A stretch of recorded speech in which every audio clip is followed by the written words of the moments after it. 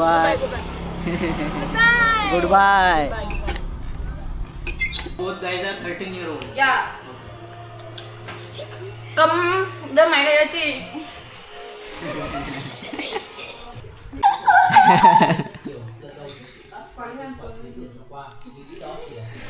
असं ठेवलेलं आहे आणि काही ऑफर केलं आहे मला.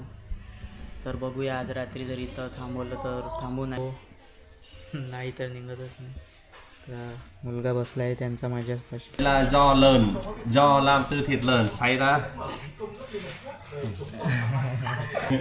Đây là nem từ thịt lợn. Daily là một nhóm người. Hello, my name Minh. Minh. Rishikesh. Rushi. Gặp người này. चालू आहे सेलिब्रेशन. नमस्कार मित्रांनो, मी तुमचा होस्ट ऋषिकेश पुन्हा तुमचं स्वागत करतो ऋषिकेश एक्सप्लोर मराठीमध्ये. तर मी काल आलो होतो व्हिएतनामला. नाम झँग अशी बॉर्डर आहे, लाओसमधून आलो होतो व्हिएतनामला. तर व्हिएतनामला जे बॉर्डरपाशी पहिलं मोठं शहर जे लागते ते आहे मुआंग झेन. तर या मुआंग झेन शहराच्या या गॅस स्टेशनपाशी मी थांबलेलो होतो. इथे मी टेंट लावलेला होता आणि आता निघणार आहे मी माझ्या कुठल्या सिटीला व्हिएतनाममध्ये. त्या सिटीचं नाव आहे विन सिटी. तर बघतो कोणी लिफ्ट देते का नाही देत मला. तर मी हिचाईक करूनच त्या सिटीला जाणार आहे. तर बघूया. हे या गॅस स्टेशनवर मी रात्री थांबलेलो होतो. तिथे टेंट लावला होता मी. तर आता निघणार आहो मी माझ्या नेक्स्ट सिटीसाठी. हे बघू शकता असं काही शहर होतं आहे. येथे सध्या फेस्टिवल चालू आहे व्हिएतनाम लोकांचा हॅपी न्यू इयर. जसा आपला महाराष्ट्रात गुढीपाडवा असतो तसा आता या जानेवारी ते फेब्रुवारी महिन्यापर्यंत त्यांचा न्यू इयरचा फेस्टिवल चालू असतो. म्हणून हे जागोजागी असे तयारी लागलेले असे जे तोरण वगैरे लावलेले आहे त्यांनी. तर चला बघूया मला लिफ्ट मिळते की नाही मिळत. तर मित्रांनो 2 पोलीसवाले भेटले होते. आता ते काहीतरी विचारत होते मला. आता इथून गेले ते तिकडे. मी ट्राय करत होतो हिचायकिंगसाठी, पण ते 2 पोलीसवाले विचारत होते की तू इथे काय करत आहे. 2-3 खूप सारे प्रश्न विचारले. मी म्हटलं मी टुरिस्ट आहो, मी विन सिटीला जाणार आहो. तर ते म्हटलं की तू इथं थोडा वाट बघ आमची, आम्ही परत येणार आहोत. तर बघू काय विचारतात ते मला. ठीक आहे. तर हे आहेत ते पोलीस. विचारत होते की इथे सध्या कोणतीच बस नाही जाणार आहे कारण फेस्टिवल चालू आहे ना इथे, नवीन वर्ष यांचा व्हिएतनामीज लोकांचा. तर म्हणून इथे काही आता सध्या बस नाही मिळणार. तर मी बघतो हिचाईकच करून बघतो. जर माझं लक चांगला राहिलं तर मिळेल, नाही तर मग इथेच थांबावं लागेल मला.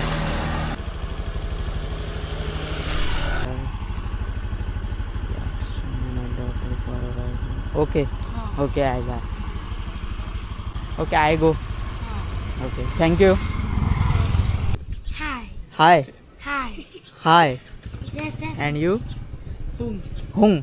Hi, Hung. Yes, yes. Good name. Hi, Hung.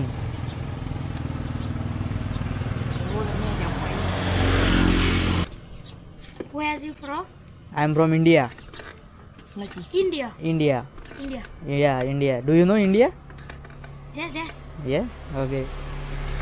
I'm going to Win City. Win. Tutu. Aku yang. Is Happy New Year? Yeah. New Year Yes. today? Okay. No bus?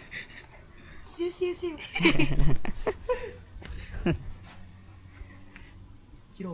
Okay, one, only one.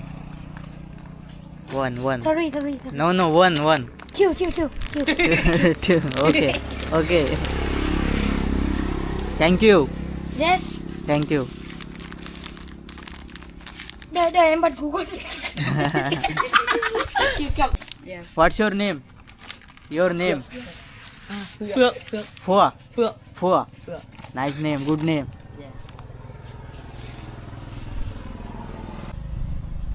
YouTube, YouTube. YouTube. Okay. Yes. Thank you.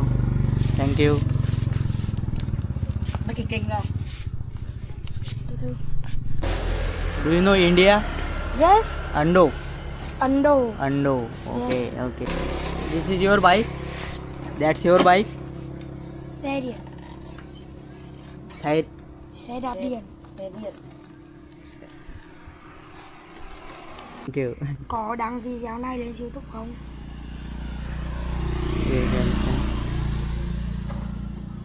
Did you upload this video to YouTube? Yes, I will upload. Yesterday. Yes, Tomorrow. yes. Okay. Hello. Ao quá. मित्रांनो असे व्हिएतनाममध्ये लहान लहान मुलांपाशी अशी special bikes आहेत शकता तुम्ही. Can you show me your YouTube account again? Okay Fun. Come on. Yes. Okay come on. Chào चाव các काक thanh niên. थांगियन Yes. काव चाक थांगियन. Yes. Okay Thank you. Thank you खामुएन Goodbye.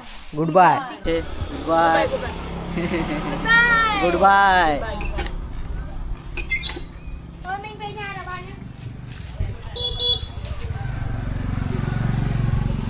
तर मित्रांनो एका लोकल घरात आलेलो आहोत ते व्हिएतनाममधले. या मुलांनी बोलावलं मला आणि या ताईने हाय.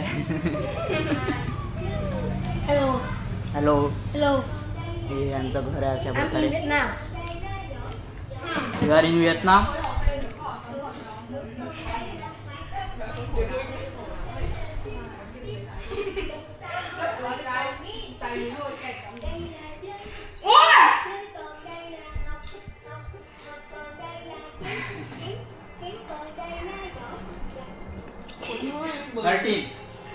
You both guys are 13 year old. Dạ.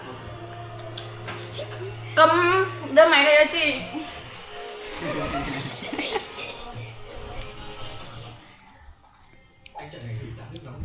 Bà đã chốt chị rồi. 13. Chốt chị. 13. 13. Yeah. Okay. And you?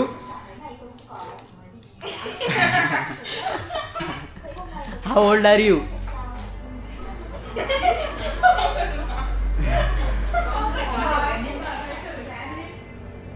You can type on mobile.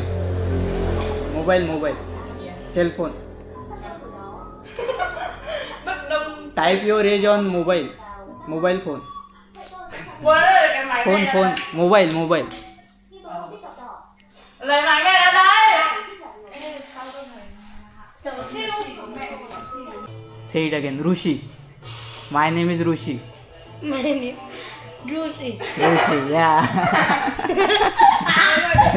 Rushi. Đừng có chìm mặt.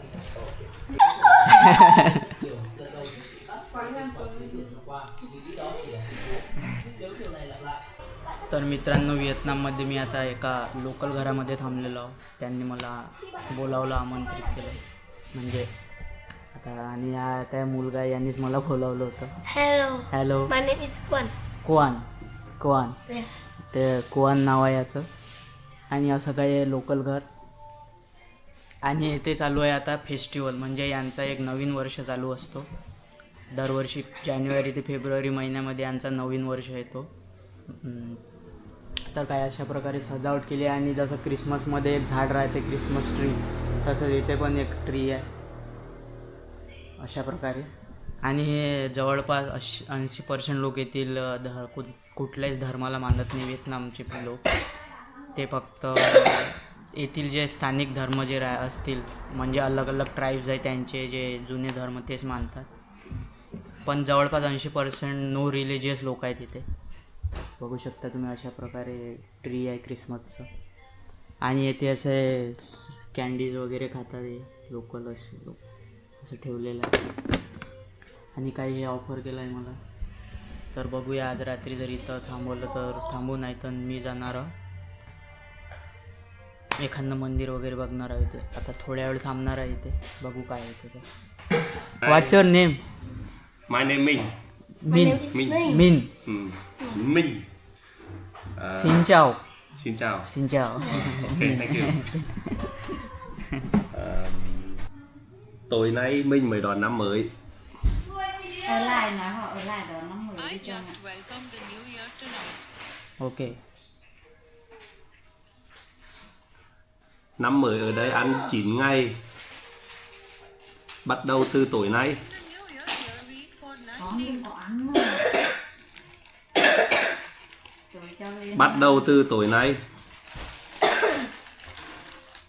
Starting tonight. Okay. Ừ. It's first day. Ừ. Okay. Hỏi bạn có muốn đi tắm rửa cho thoải mái không? Bạn có muốn đi tắm rửa vệ sinh cá nhân cho thoải mái không? Do you want to go to the bathroom for comfort? Yeah. Okay. Okay. Thank you. It's too heavy. No, no. No, you can't. Cho người cô hướng dẫn cho họ đi. तर मित्रांनो इथे त्यांनी मला फ्रेश व्हायला सांगितलं, म्हणजे फ्रेश वगैरे व्हा, तुला जर वॉशरूम यूज करायचं असेल. मी पण म्हटलं हो, नाही तर निघतच नाही. तर मुलगा बसला आहे त्यांचा माझ्यापाशी. काय तर हे काही असं घर आहे आणि हे न्यू इयरचं सेलिब्रेशन होत आहे इथे.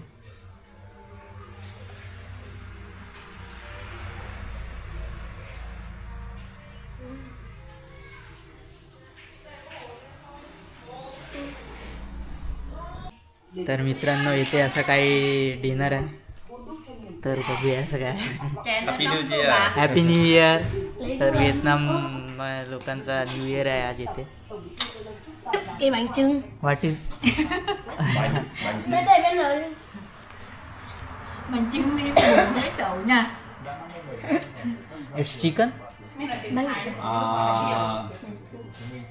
भाई पूछना पड़ेगा क्या है तो. Ly. Kêu dậy. Rượu là chứ hay rượu là từng kia từng Anh được chứ hay. Peace. Okay, okay. Là bánh trưng của người Việt Nam. Đấy là làm từ gạo nếp và thịt. Bánh Đấy là chung. bánh trưng của người Việt Nam. Làm वियतनामी từ food gạo है, nếp इसका và नाम thịt. बांग चुंग. बांग चुंग. That is Vietnamese sticky rice cake made from glutinous rice and meat. Okay okay. Đấy là rượu cầm nói này. पता bạn नहीं được वो क्या thịt bò है, không? लेकिन खा के देखेंगे थोड़ा सा. Since then, have you been able to eat beef? No beef. No. Đấy No là beef. toàn What thịt. is this? This? Rượu. Đấy là rượu Cầm. cẩm được làm từ gạo. This is This is black black rice rice wine wine made made from from rice. rice. Wine. Ờ. Okay, okay. Bạn vẫn uống được không? Bạn có uống được không? Hay là uống bia? Bạn uống rượu hay uống bia? Bạn có uống rượu này không hay là uống bia? Con đi đón cảnh đó lại. Do you drink this wine? No, I didn't drink. Nhiều ra phố uống nước trà. Thời đại trên những kỷ nguyên. I didn't drink this type of wine before. Tôi chưa từng uống loại rượu này trước đây. Vậy bạn thử uống nhé. Ngọt lắm. How about a trial table? Okay. À lấy cơm đi cho ơn ăn cái này trước đi. Do you have spoon? Để thử cái món này trước. Spoon. Bạn có dùng I don't know how to use this. Ok. You use chopsticks for exam 22? Em nói cho. Bạn dùng tay hay là không? Lại. Bạn dùng tay hay là bạn dùng tay Ấn phải hay nói là dưới. Thế là tiếng Ấn. तर मित्रांनो एक्सप्लेन करत आहे मला bạn काय dùng आहे tay ते. hay là dùng đũa hoặc dùng thìa? The hand-to-hand exercise is a joke or a spoon shake? Okay. Yeah.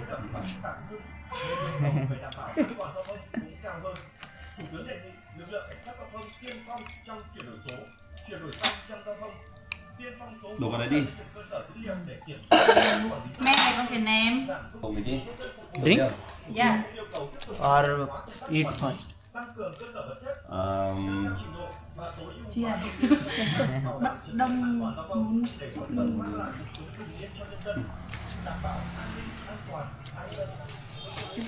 Còn để từ từ để nói đây đi giới thiệu xem. Nóng à? Đây là chi? Do lợn à? Do Đấy là do lợn, do làm từ thịt lợn xay ra. Do lợn.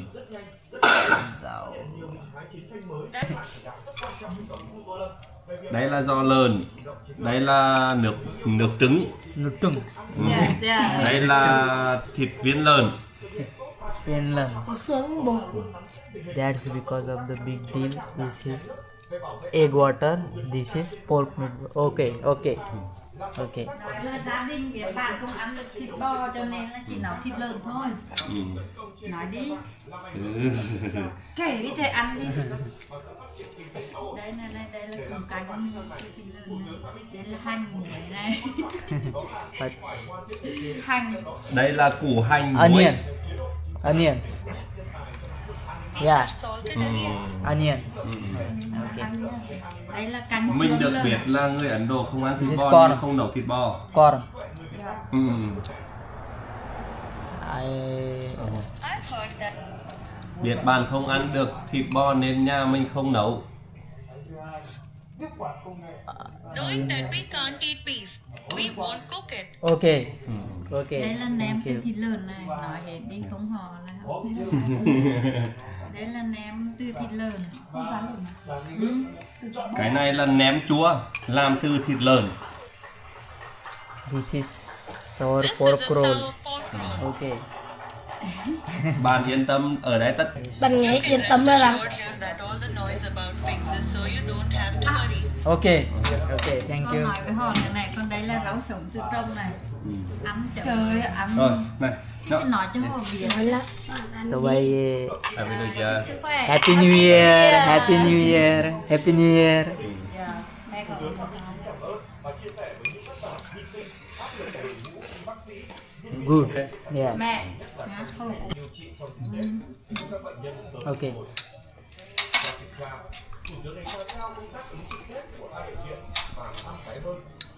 तर चला भेटूया यातलं काय काय आहे ते मी खाणार आहे आणि बाकीचं राहू देणार आहे.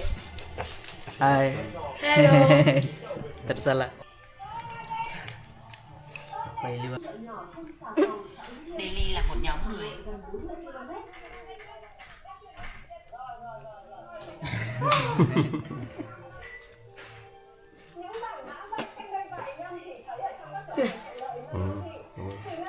rồi, ok. Dạ. Yeah. Đây là hành lý. Đừng Hành lý béo. Béo. Đây là Phú Đăng Quân. Hello, my name is Quân. Hello, my name is Lee. Hello, my name is Hang. What's your name? Hello, my name Minh. Me Rishikesh. Lucy. Rishi. Rishi. Yeah, Rishi. Lucy. Lucy. Okay. This. Gắp cho nó. Lucy. Không, họ để họ thử gặp xem. Thử gắp. Để họ thử gặp xem. Gắp đấy này.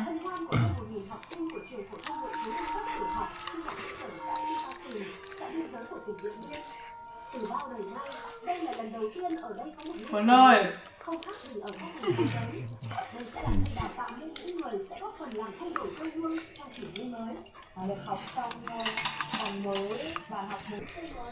India. India. India. India. Welcome to India. Món này là do lợn sốt cà chua. Vietnam. Vietnam. Vietnam. Món này là do lợn Without sốt. eating this dish is due to the pork with tomato sauce. Ngồi đó. Món này là do lợn sốt cà chua. Good. Dạ, This dạ. dish is made from pork with tomato sauce. Yeah. Không thấy mày đủ ngon. Hỏi là nấu ăn có được không trong? Họ khen tất ngon nhiên là chứ còn nữa. nhà đi nhá. Nhưng mà nếu nghĩ bụng là Em quay Phải.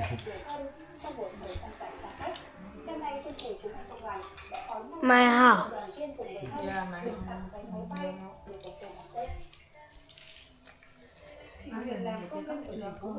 Your house.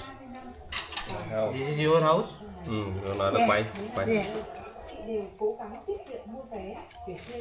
Thôi được rồi con. Cắt đi. Không quay nữa, cắt đi. Cái tiếng Có cho chủ đi. Thịt tiên của chủ là được rồi đó. 16 trắng này. Thôi có bố cho cho cậu. Không. Lừa. Ừ. Không, bố đừng có mà lừa. Rồi đây chúng tắt đi. Đúng phải không tung. Em tắt. तर मित्रांनो जेवण झालेलं आहे. माझ्यासाठी चिकन आणलं होतं त्यांनी, अशा प्रकारे चिकन आहे.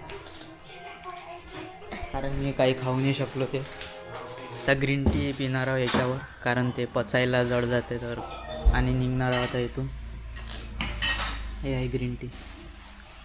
तर मित्रांनो असे काही टी चहासोबत असे शुगर कँडी खातात.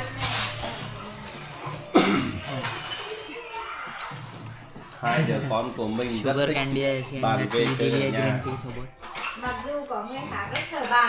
My two children really like you to come home and play. Thank you. हां. Và điều này chẳng là gì cả.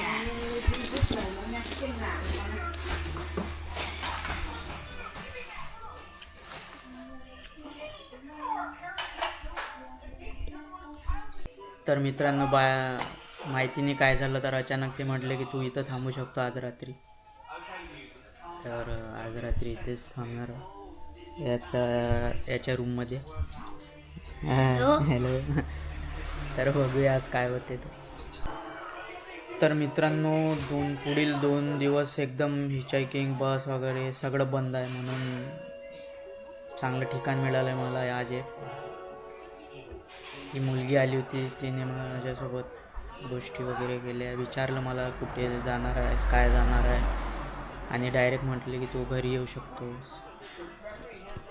तर बघूया आता काय होते. तर म्हणजे आज रात्री त्यांनी मला थांबायला पण सांगितलं, तू इथेच झोपू शकतो म्हटलं. तर आज इथेच झोपणार आहो मी. तर याचा बेड दिलेला आहे मला, म्हणजे याच्या रूममध्ये झोपणार आहो मी. तर बघूया काय होते. Thank you. Dễ cao nha ơi.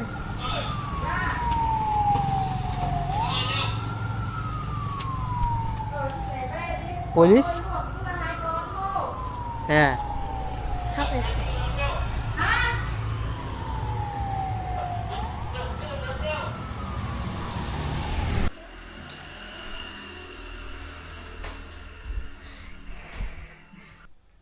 Night view.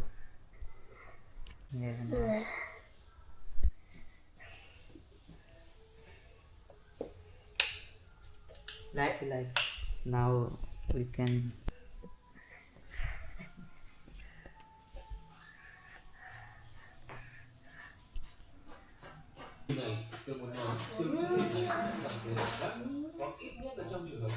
तो भाई ऐसा है कुछ वियतनाम के हैप्पी न्यू ईयर का नज़ारा.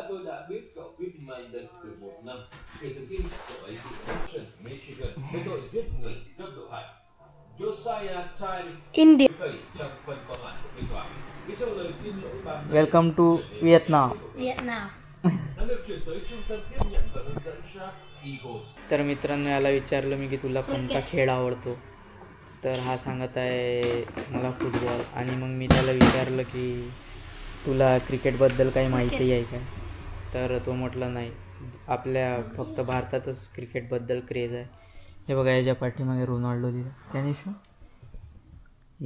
रोनाल्डो.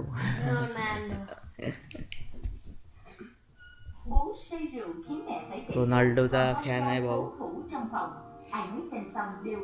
आणि आता इथे रात्री 12 वाजता होणार आहे फटाके वगैरे, जसं आपल्या दिवाळीत फोडतात ते तयार आहेत फटाके इथे. फटाके फोडला लागेल आता इथे. बघूया काय 12 वाजता, पण आता सध्या टाईम आहे 2 घंटे टाईम.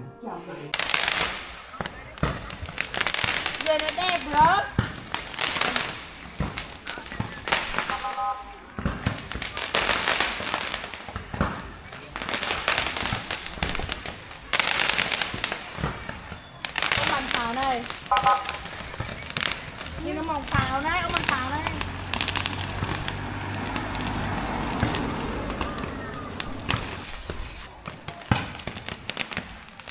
तर मित्रांनो हे बघा व्हिएतनाममध्ये चालू झालेलं आहे हॅपी न्यू इयर सेलिब्रेशन. बघू शकता तुम्ही.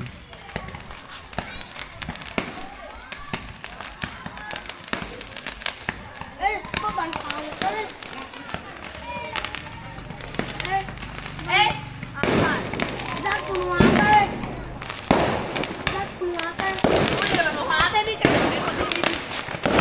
Nó không.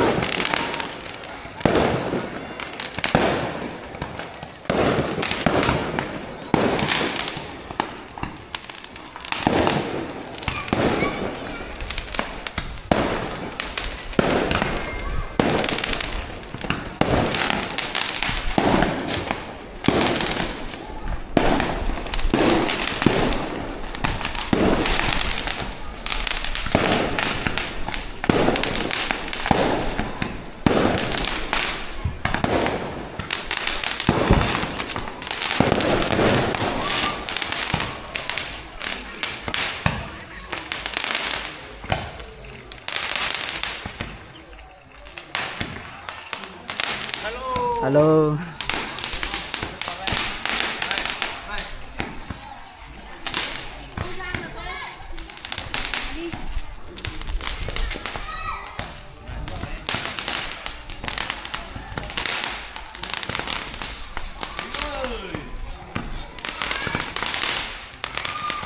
देखो भाई यहाँ पर लग चुका है अभी पटाखा.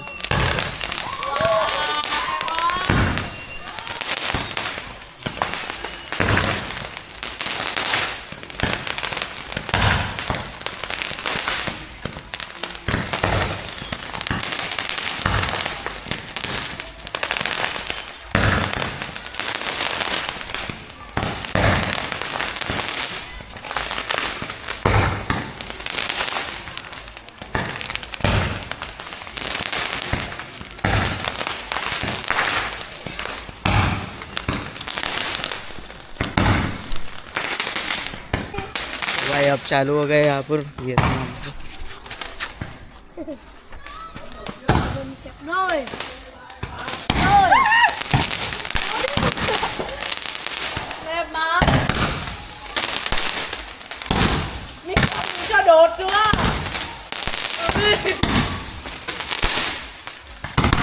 Chuẩn chứ.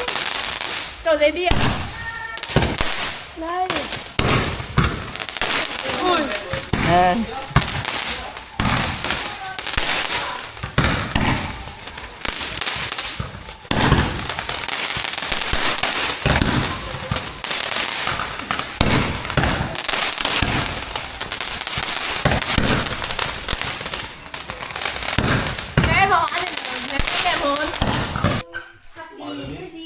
Happy new year. Coca. No. Chị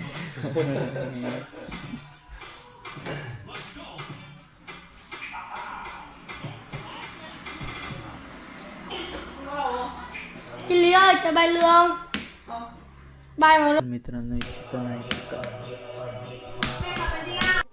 तर मित्रांनो काही अशा प्रकारे भेट दिला आहे त्यांनी मला. ही रूम आहे एक. तर इथे झोपणार आहो मी आज. तर चला बघूया.